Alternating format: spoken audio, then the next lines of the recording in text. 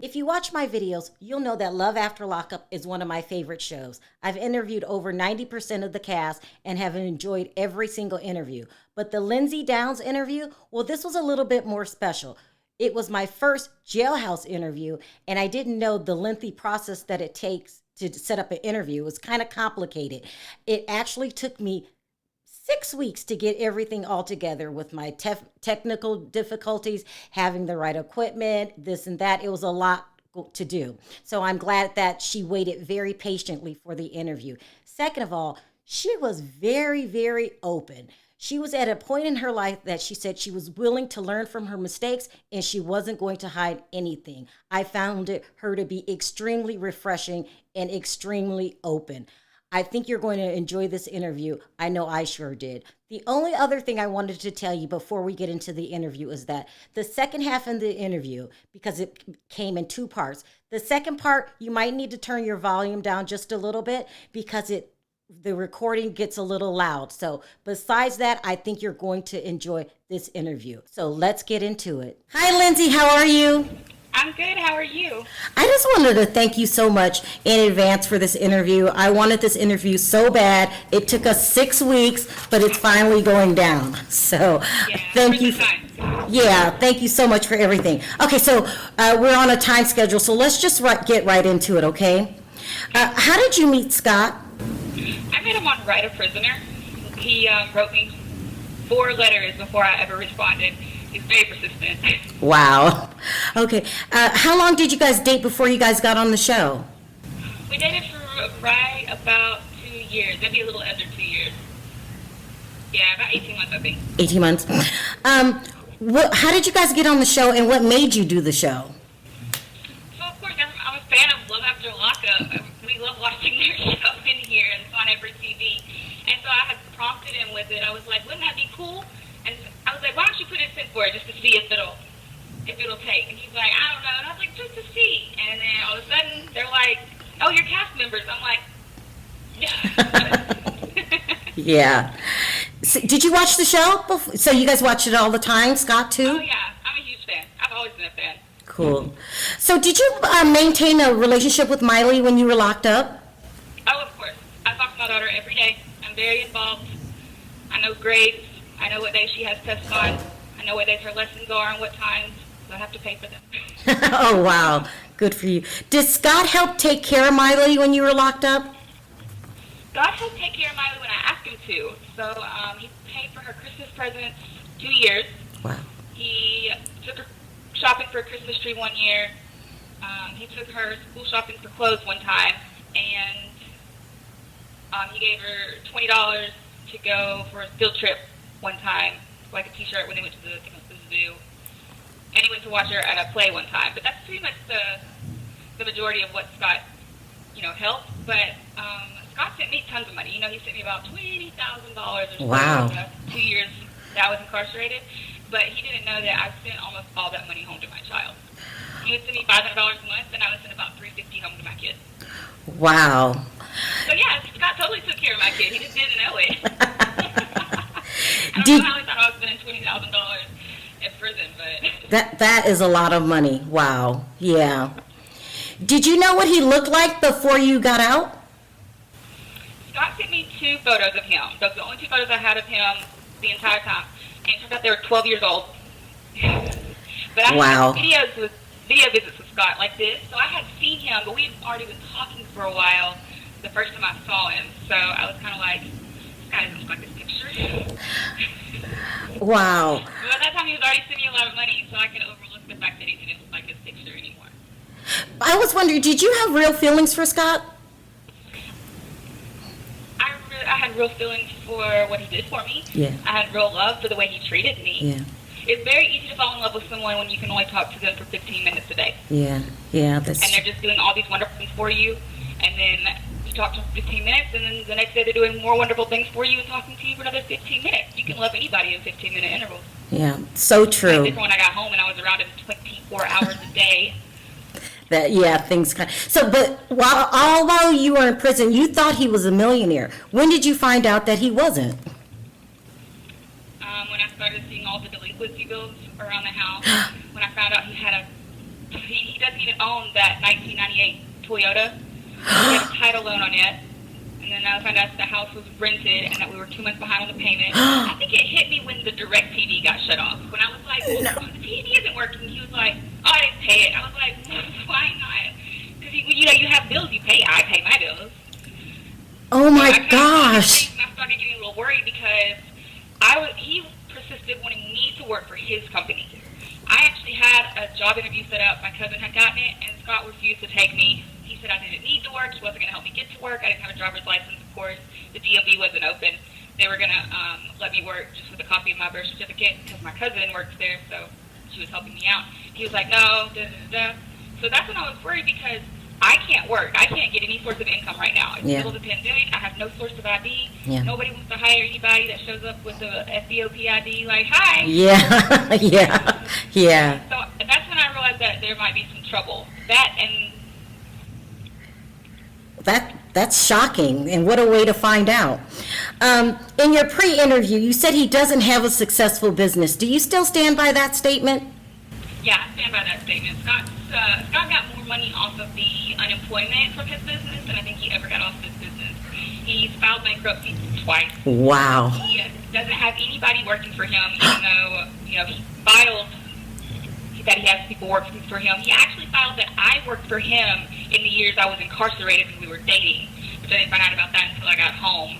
He had used my Social Security number that I had given him to do a credit check on me to say I was working for him so that he could get a higher unemployment payment for the company. What? Oh my goodness.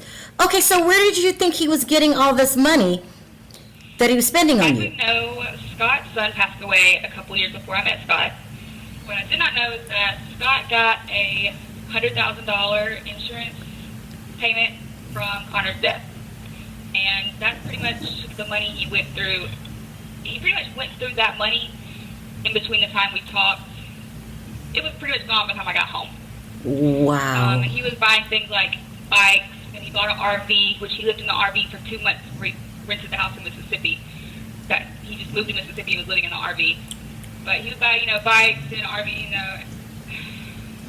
and he was sending me a lot of the money. I didn't know that he was sending me money from his son's death. He never told me that. He expressed that he was a successful business owner, so I had to, just assume those things, that he was making his own money. I didn't know he was spending all his son's blood money on prostitutes and, me. Whoa, this is a lot. Wow. So let's go fast forward here in the house. And I think that the beginning of the end is when he kept going through your things. Now, I know you can't think for anyone, but why do you think he kept going through your things? Scott is hiding a lot of things from a lot of people. I'm sure I don't know everything there is to know about Scott. It didn't in the slightest. Mm-hmm. But he hides so much. I think he assumes that everybody else does too. And I think he was trying to find these deep, dirty secrets in my past, which I don't really have a lot. I'm pretty open. I mean, for the most part, I tend to be rather blunt. Wow. How did you find out that he was sleeping with prostitutes?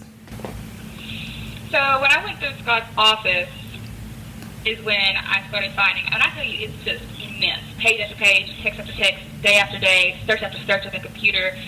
Constantly he's in contact with sex workers, which, he's an older guy, doesn't, hasn't had anybody, whatever. But the thing is, he has been very serious about the fact that he was in a relationship with me, he wasn't seeing anybody else, and I had, gone on back and forth about whether I was going to tell anybody about this, but I don't even care anymore, because it's not my fault. Scott gave me an STD when I got home. Wow. He gave me chlamydia. Wow. I was on house arrest. I had not been with anybody else. We only had sex 2 times. One time with a condom, one time without a condom. The one time I had sex without a condom with him, he gave me chlamydia. Wow. He had me, when I confronted him about it, I have my paperwork from prison showing that I'm clean. I haven't been with anybody since I left prison, except for you. I'm locked in your house. Nobody's even come to visit me yet. And he was like, well, it must be from you because you're coming from prison and prison's dirty. What? And I'm like, but the people who live there aren't.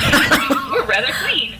And I said, well, show me your papers where you're, been STD checked. And he said, well, I've never been to checked for STDs because I not going to have it. I'm not the type of person who would have an STD. I said, who's the type of person? So in my head, I thought maybe he was a little bit deluded. Like, because he said that he had, not had relationships in a long time, only serious relationships, and it's been 2 years since he had been with another woman. And so I'm thinking maybe he really didn't know to keep himself checked for STDs. Maybe he'd had this chlamydia for 2 years and didn't know it. And then I found out today I'm going to his office that you're sleeping with women frequently. Wow. Sex workers. Wow. Who themselves, they are pretty good about keeping themselves checked, but I mean, things happen when you sleep with people. Things happen. And so when people don't understand why I got so mad that day in the office, it's because I trusted my health with this person. Yeah. So hell yeah, I destroyed his office. He destroyed my body. He harmed my body. I harmed his office. I wish I would have harmed his person, put me in jail for it anyway. So what you're describing is a total stressful situation. Did you feel stressed during filming? I was stressed to the max. Scott was a very stressful person to be around. It's a lot of doom and gloom. And I'm diagnosed with several mental disorders, but I've always been in therapy. Since I've been locked up, I have my psych meds that I'm very good about taking every day. But Scott hid my psych meds from me. I remember one day we were supposed to be filming, and I refused to film. I'm locked in the bathroom with Sharrell. I'm having a panic attack on the floor because he took my medicine. I know he took my medicine. And he's denying it. They're like, we need to put the pack on you for your mic. And I'm like, fuck that. Like, I'm not doing anything without my medicine. That makes me feel bad. It makes me feel even worse. Yeah. And my mom actually drove an hour to Scott's house and threatened to call the police if he didn't give me my medicine. And he did end up producing my medicine. Someone got there and gave it to me. But things like that were a breaking point for me. And that is after my daughter left for her camping trip, and it was just me and Scott, and it was just more arguing, that is when I relapsed. That's when I started using meth again. So during filming? Yeah.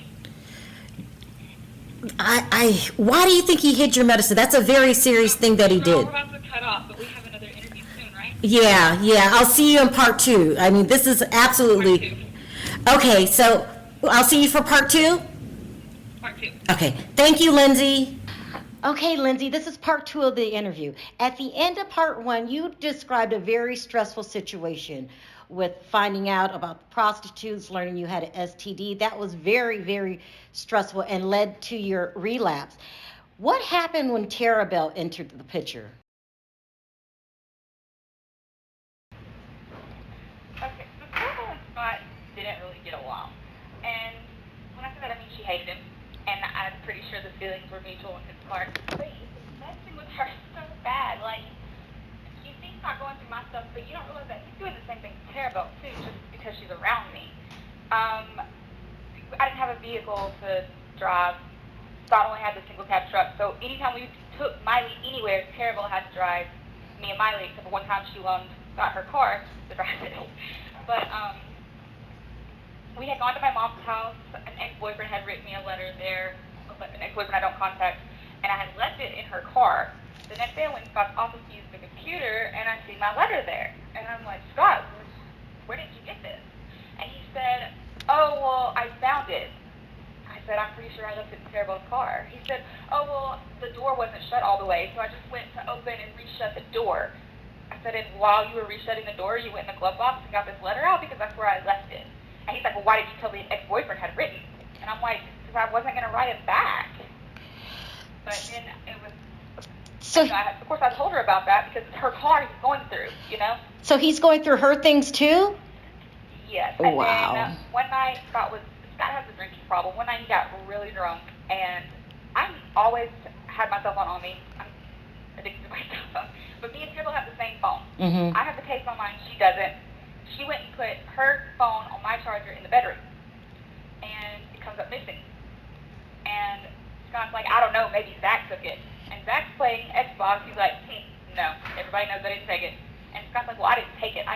This is almost 3 hours later. He's been denying taking the cell phone, right? Denying. Finally, after Sharrell's like ready to like get violent with him, she's so angry. She's trying to get her cell phone back. Yeah. He leaves and goes to the side of the house and picks her cell phone up from the garden at the side of the house and brings it back to her. He apologized. I mean, he Wait, whoa, whoa, whoa. You said he buried the cell phone? Oh my. Buried his cell phone. I mean, he thought it was mine, obviously. He wasn't trying to do it to her, but it doesn't change the fact that she was like, it's covered in dirt. I was like, oh my Oh God. my gosh. Because there's no, I know you, what are you supposed to say? I'm sorry, babe. My boyfriend buried your phone on the side of the yard because he thought it was mine. Like, What? there's What? no way to spin this. That's strange behavior, bearing a cell phone.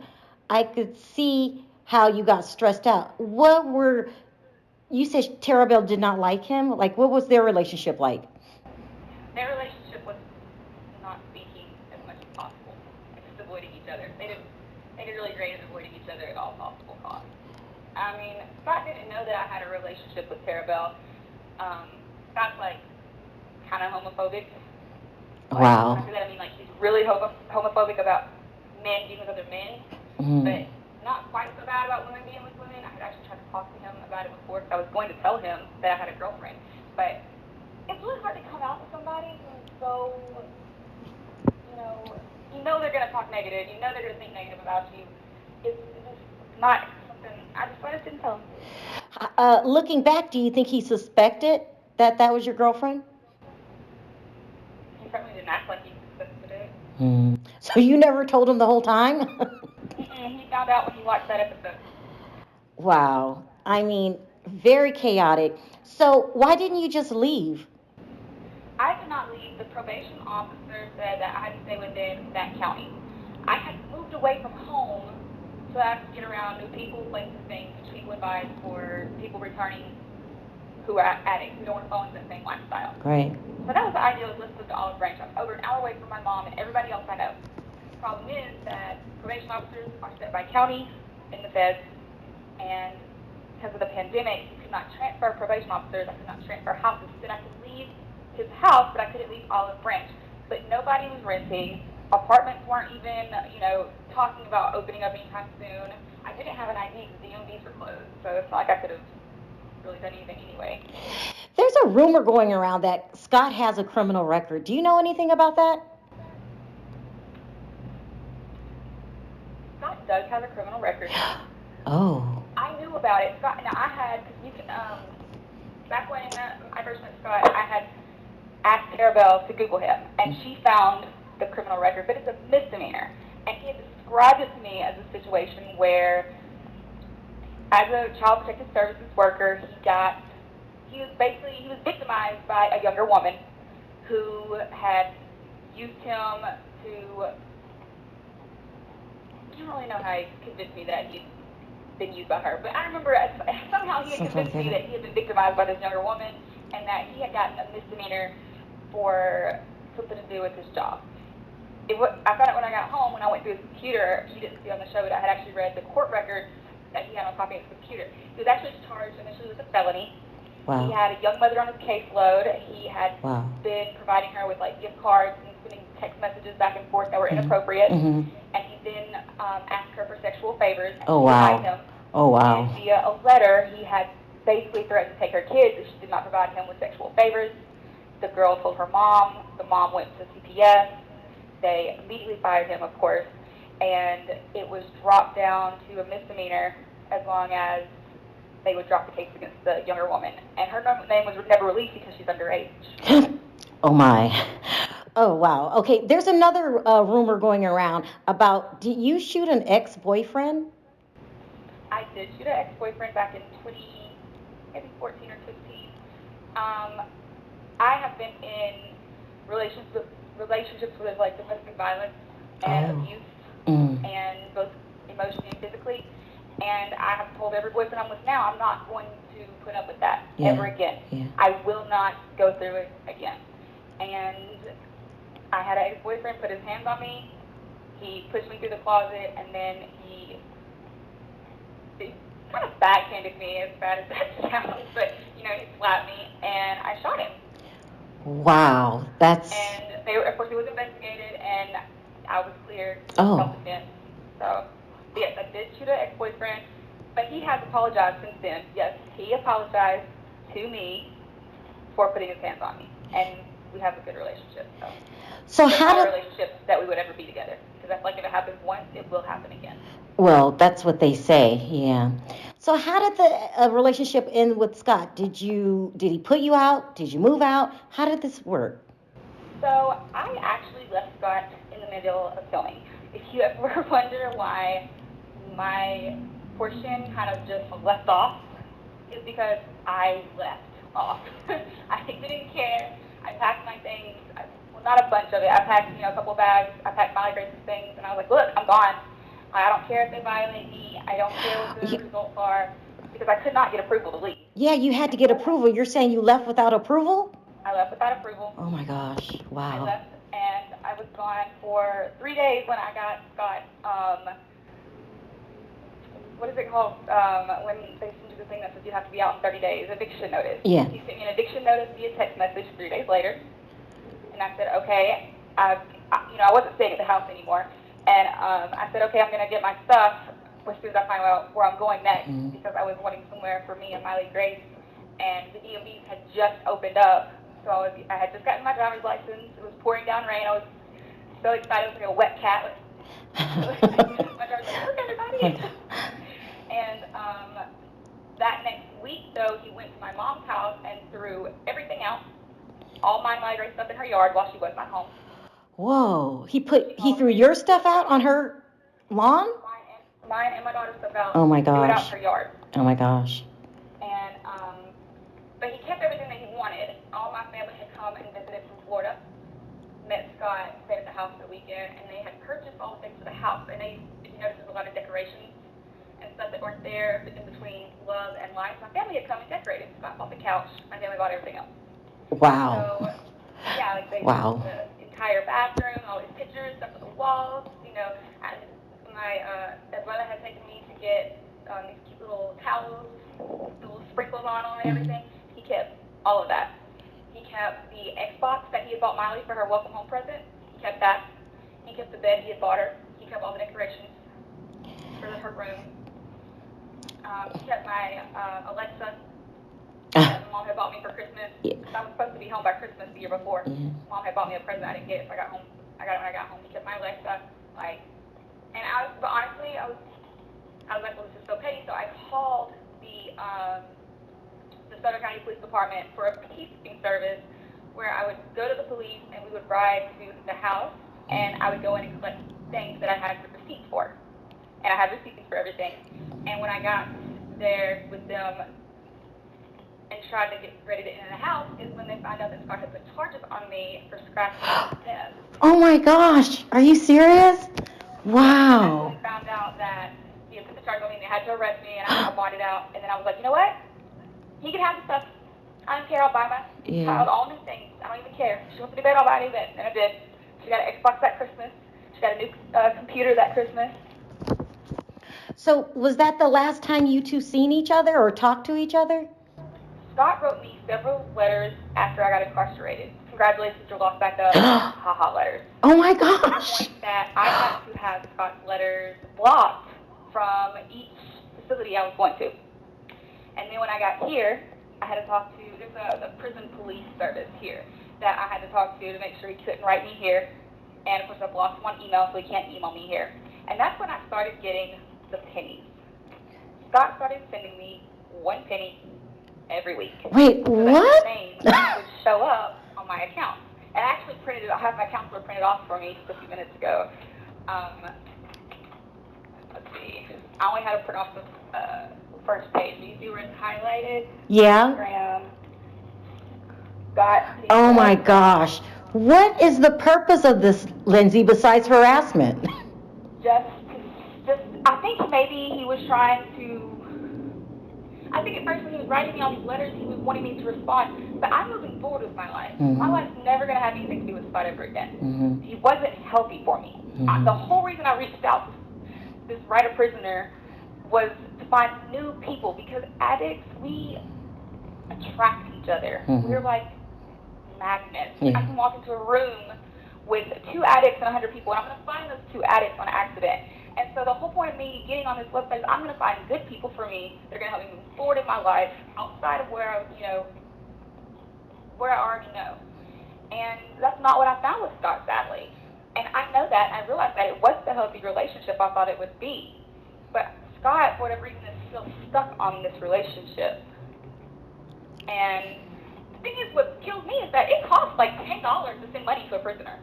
Like, it's like $8 or something. Like, you couldn't spend $8 every time you send me a penny. Like, he can't afford that. I'm honest. I got seen this bank statement. Did you? At McDonald's. So did we already talk about the fact that, I think we already covered this, that when you found out he wasn't rich, a lot of the bills weren't being paid? That's crazy. The DirecTV was shut off. We were 2 months behind on the house payment. He was a month behind on his truck payment. It's the only truck he had. It's a 98 model. He had a title loan against it. And the thing is, if you would have told me this, I would have understood. Yeah. I wouldn't have liked it, but I would have understood. I could have grasped it. But him telling me, oh, I'm rich. Of course I'm trying to spend money. Of course I want to spend money. Yeah. You have to be honest with me. I had tried to talk to him about this, but Scott doesn't do honesty. Scott has a person that I feel like maybe he wants to be, and he tries to make himself that person, but you can't make yourself anybody but who you are. And you shouldn't try to make yourself into somebody else through a relationship. The penny thing is just, I still can't get over it. I mean, I know, I thought about it after I talked to you last time. I was like, oh, let me go put this off right now. It's unbelievable. But I have actually had it blocked, so he can't send me any more pennies. He can't send me any money. Not that I would want to use his money anyway. So obviously, the Etsy store and stuff. I'm good on these kind of things. Your story's unbelievable. I would have never suspected all of this happened. So obviously you're locked back up. What are you locked up for now? So being incarcerated at all, or getting arrested again, was a possible violation. But because it was put on me by an individual that didn't initially violate me immediately. However, a month later I got picked up for the same charge I had already bonded out on, which made it an illegal arrest. When they arrested me, I was charged with 3 more felonies. I did get violated on those felonies. I was in someone else's car. It was a locked compartment. I didn't have a key to it. I had illegal drugs, a gun. They charged me with all of it because I was the only person in the car. Because the person whose actual car it was arrested the night before. Wow. I had fallen back in the last cell. That's all it takes. Just that quick, and you're right back in. That's true. And so, when are you getting out? On 24 months. I will get out March 26th of next year. Mm-hmm. I have not been indicted on any of the charges, which is a pretty good sign, because if you're not indicted relatively quickly, you're usually not. And being that it's not my car, not my drugs, not my gun, and I didn't actually damage Scott's house over $1,500. Like, come on, I scratched his desk, sand that bitch down and put some primer on it. $200. Could have fixed it myself. Do you ever regret putting your life on camera? I regret who I put my life on camera with. Mm-hmm. I feel like that there's just so much you can learn from other people's mistakes, and I hope people learn from mine, because I put all my trust into someone from the outside, and I thought that all my problems in life were going to get better. When I went home, I had this like rose glasses on that freedom was going to make everything better, but it makes everything harder because I know how to live life here. I'm good at living life here. I'm comfortable here. You know, I have a job. I do my college courses. I'm in school. I talk to my daughter every day. I'm comfortable. I don't just survive prison. I thrive in prison. And when I went back home, you have to be careful, you know? I needed to plan for myself. But I put all of these things into Scott's hands instead. I would convince me, well, no, I'm going to give you a job with my company. So I didn't have a job lined up. Like, oh, we're going to do this, we're going to do that, we're going to live here, we're going to do this. I should have went home, went to the halfway house, gotten myself a place to live, had my daughter, and dated Scott distantly. I wish I would have done that, because I would have learned who he was before being trapped in the house with him. Because once I got there, I couldn't leave. Wow. I tried to leave 4 days after I got there. They wouldn't let me. You have to stay until you get off the ankle monitor. I got off the ankle monitor. Probation said, oh, you have to stay in DeSoto County. I didn't know anybody in DeSoto County. I can't go anywhere. So although I hate being arrested, I hate that I'm back away from my daughter for 2 more years, I needed this time to reset and to reevaluate life and get my mind right, honestly, my priorities back straight. It seems like you strive with structure. That's what it sounds like. I very well with structure. I know how to survive well under structure. And that's the thing, I got back home and trapped in this house all day. I can't go anywhere. The world is having a practice apocalypse. I mean, it's crazy. Did you ever watch the show, your season? I watched some of it. I have not watched all the episodes. You know, when you go to prison, you think a lot about, oh, these are the mistakes I made, the problems I had. You know, I wish I would have done this instead of that. But then when you're watching it, and you know that there's around 1.2 million viewers who are watching it with you, I'm just going, oh my God. Do I really look like that? Oh my gosh. I mean, a lot of people say that, and it's different when you, between living it and watching it on television. When you went to prison, are you recognized? Yes. Yes. I might have been a C-list celebrity out there, but in here I'm a superstar. Well, I mean, is it awkward? They recognize me. They recognize my voice. They want to hear about the show. They want to hear about Scott. I don't want to talk about that. Do they come up to you and go, "Are you Lindsey from Love After Lockup?" Yes, and my response is always, right now, no. Oh my gosh, I can't imagine. I was on the phone one day and a new girl had come in and she said, "Man, you look just like that girl on TV." And I said, "I am that girl off TV." She said, "Girl, I just talked to that girl off TV." Yeah, I mean, wow. What you went through was a unique experience. Would you do it again? With Scott? No. Period. With someone else, maybe? Or you don't think that far ahead? It was fun. I think it would have been really fun if I wouldn't have been for who I was with. Scott made things so difficult. I mean, just everything with him had to be so difficult, so frustrating, and he was just so hard for me. I mean, I don't feel like he intentionally was making things so difficult. It was like our personality clashed on everything. Yeah. When I had a problem, I wanted to communicate. When he had a problem, he had to be quiet. You know, I wanted to go out. He wanted to stay in. It just seemed like we were totally different people. Do you think the age gap made a difference? I think his lying made a difference. I don't think the age gap was it. I've dated older men before. Yeah. I've had good relationships with older men. Mm-hmm. And I guess that's why I thought Scott would be a little more mature. Yeah. I'm thinking like, man, I'm dating a 52-year-old and he acts like he's 12. Oh my gosh.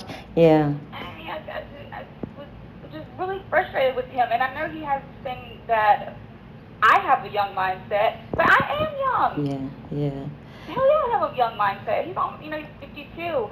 I'm sitting here like, how? You're telling me you haven't been in a relationship with anybody in 2 years, but I found out that you have somebody living in the house 2 months before I got there. Yeah.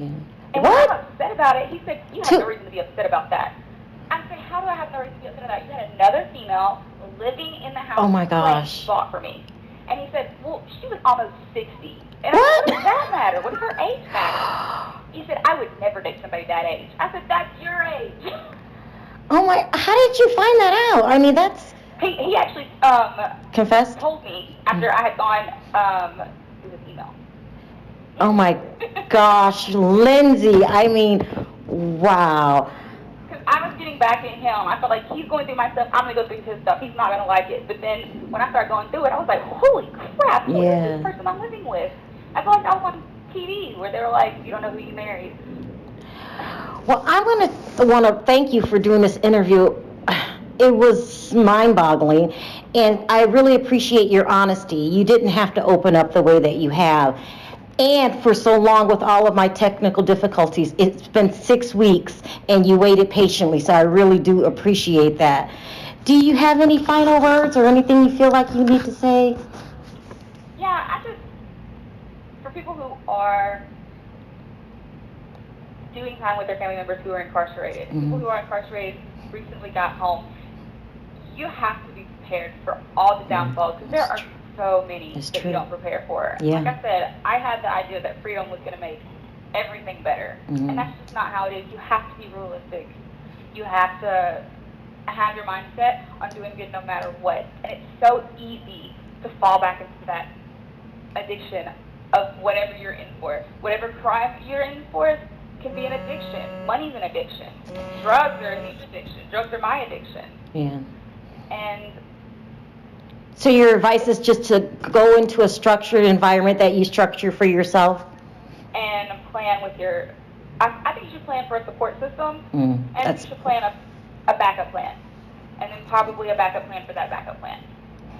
That's smart. I think that's a good advice, Lindsey, because your first plan, like, I feel like when you came out with Scott, you had every intention. You had no idea all of this was going to happen to you.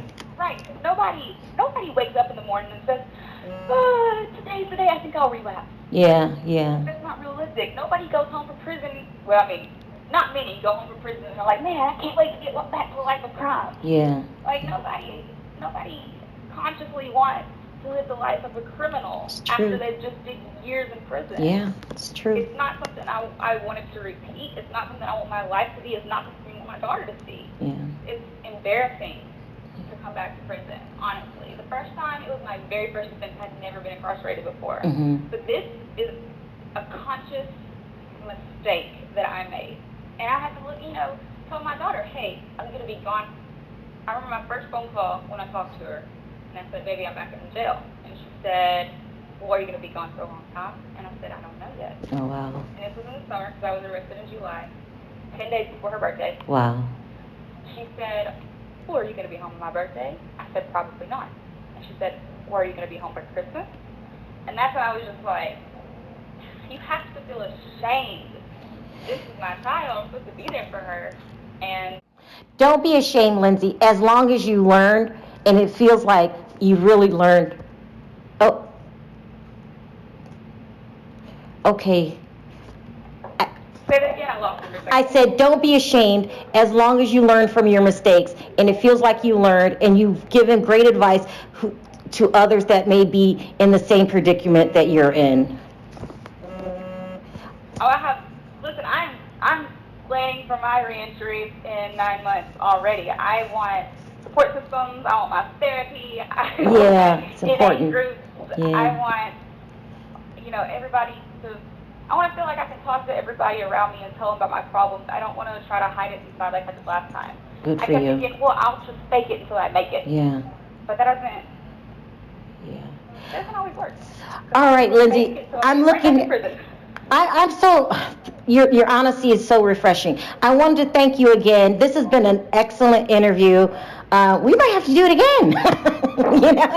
I mean, it was just, the honesty is much appreciated. I really do appreciate it. Okay, I'm glad I got to talk to you. It was nice to meet you.